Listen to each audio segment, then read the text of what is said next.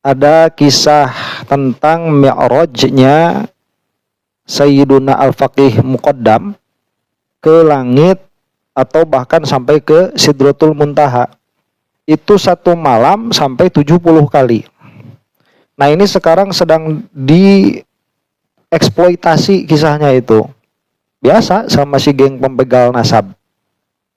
Sampai-sampai dikatakan bahwa Faqih Muqaddam ini dikafirkan oleh para ulama, ya, diantaranya itu Hasyim Asy'ari yang mengkafirkannya karena menukil kitab dari Qadhi Iyad.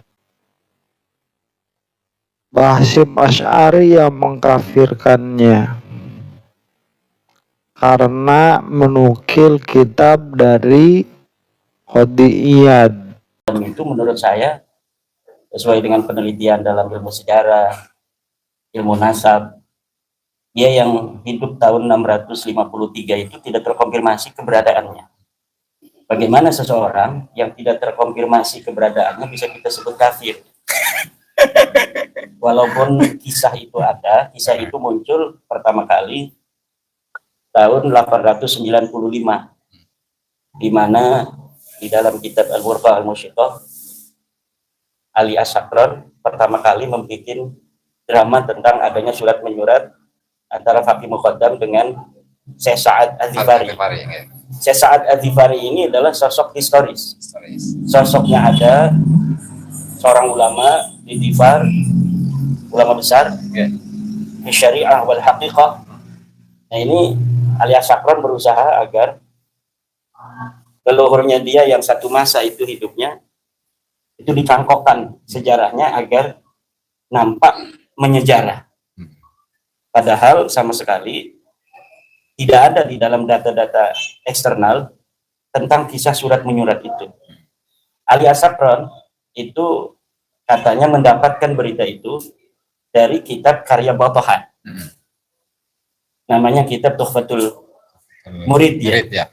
Wa Unsul Mustafid. Nah, apakah benar itu kitab ada? Tidak ada.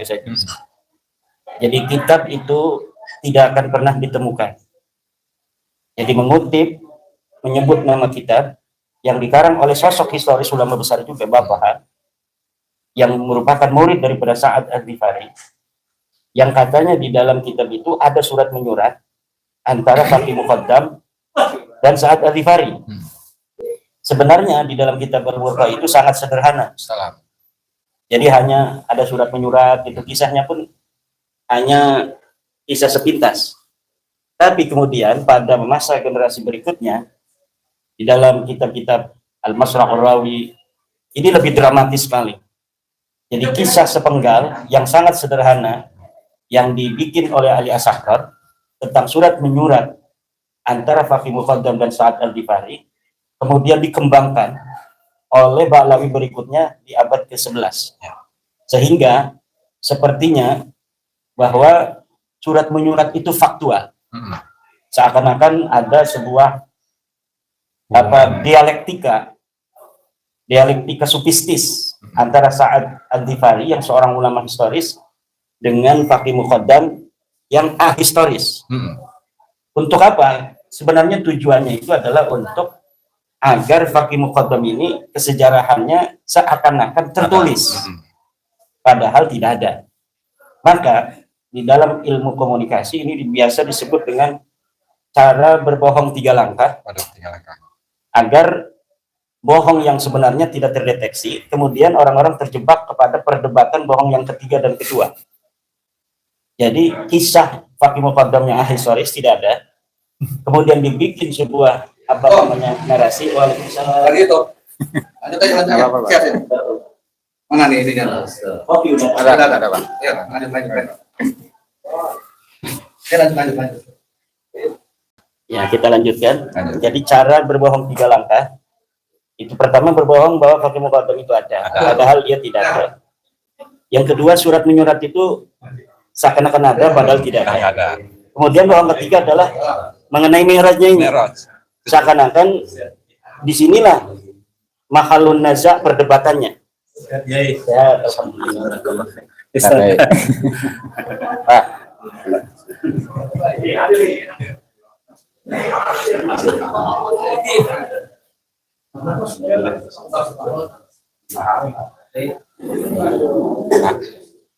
Tiga langkah ya ini. Jalankan.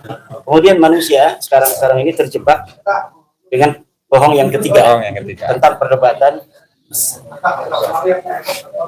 apakah Mi'raj itu kafir atau tidak. Ya. Berdebat di situ. Padahal jangankan Mi'rajnya, pengakuannya, suratnya Fakih Muqaddam kepada Sa'ad itu juga tidak ada. Tokohnya aja nggak ada gitu ya. Tokohnya juga tidak ada. Dan inilah yang saya katakan bahwa Fakih Muqaddam tidak kafir. Kenapa? Karena memang tidak ada orangnya.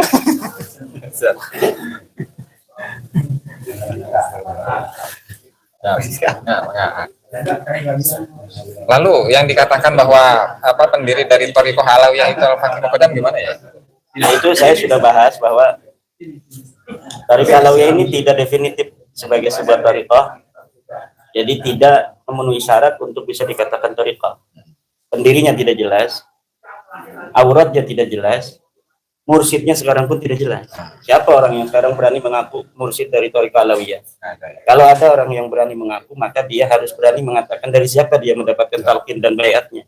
Tidak akan pernah untuk ditemukan siapa mursyid sekarang dan siapa yang telah mengijazahkan membaiat dia sebagai mursyid. Kenapa? Karena memang Thariqah ini is nothing. Thariqah Alawiyah itu sekarang aja dikembangkan. Namanya saja di saat Ali As-Sakran tidak disebutkan namanya Thariqah Alawiyah. Di saat Alwi Al-Haddad itu pun disebutnya Thariqah Al-Yaman. Kemudian Thariqah Al-Yaman itu siapa? Apa gitu? Karangan siapa? Ya tidak disebutkan di dalam kitab-kitab Intran Balawi. Seakan-akan bahwa itu adalah Thariqahnya Balawi. Aba Yusuf kan mursyid Thariqah Qadiriyah Naqsabandiyah. Apakah bisa disebut itu Thariqahnya Bani Yusuf? Bisa, ya? Tidak. Jadi kan tidak bisa ketika seorang Balawi masuk Thariqat Madianiyah misalnya. Kalau betul itu pun tidak terverifikasi. Katanya Fakih Muqaddam mendapatkan sebuah baiat dari Abdullah Al-Maghribi, Abdullah As-Saleh Al-Maghribi. Ini tidak terverifikasi. Katanya Abdullah Al-Maghribi mempunyai guru yang bernama Abdurrahman Al-Maq'ad. Ini tidak terverifikasi. Abu Madian yang dari Maroko, yang aslinya dari Andalusia. Dia dari Andalusia kemudian pergi ke berbagai negara, diantaranya ke Maroko dan ke Aljazair. Kemudian dia mengembangkan thariqah diantaranya di Maroko. Kemudian wafat di Tilmisan yang berada di Aljazair. Pernahkah dia mempunyai seorang murid dari Hadramaut atau dari Mekah? Tidak ada yang tahu. Kemudian bagaimana akhirnya supaya ini ada benang merah, diciptakanlah orang yang bernama Abdurrahman Al-Maq'ad dan Abdullah Saleh. Abdullah itu akan hamba Allah yang saleh. Jadi mau berbohongnya setengah-setengah dia. Namanya harusnya disebutkan Parjo gitu kan, jangan hamba Allah yang saleh. Ya hamba Allah yang saleh itu ya itu ciri biasanya orang-orang yang berbohong di dalam nama-nama itu menggunakan nama Abdullah. Bahkan di penelitian dari Balawi sendiri, Abdurrahman bin Yusuf Al-Aqas itu nggak terverifikasi ya? Oh, ada dari Balawi yang telah ada. Al-Bahsu Al-Haqiqah fi Nasyati Al-Faqih Muqaddam wa Ulumihi wa Usuli Thariqati. Karangan siapa? Abdurrahman bin Mustafa Al-Aqas. Oh, menurut dia gimana coba dia? Ya menurut dia untuk kitab Al-Jawhar Syafaf atau Al-Burqatul Musyiqah itu dua-duanya tidak bisa dijadikan sebagai data sejarah ya. Yeah. Karena keterputusan riwayat satu, kemudian yang kedua itu tokoh-tokohnya nggak jelas dan generasinya kan sangat jauh gitu ya. Yeah. Dan juga untuk sanad thariqahnya itu sendiri nggak terverifikasi. Itu ya. Ya. Wajar kalau misalnya kan tidak semua Balawi juga tidak jujur ya.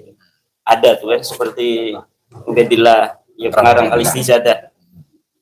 Kemudian ya banyak juga sih yang mereka juga berani untuk ada Abu Yahya terus. Ya. Tidak nanti. Allah taala alam.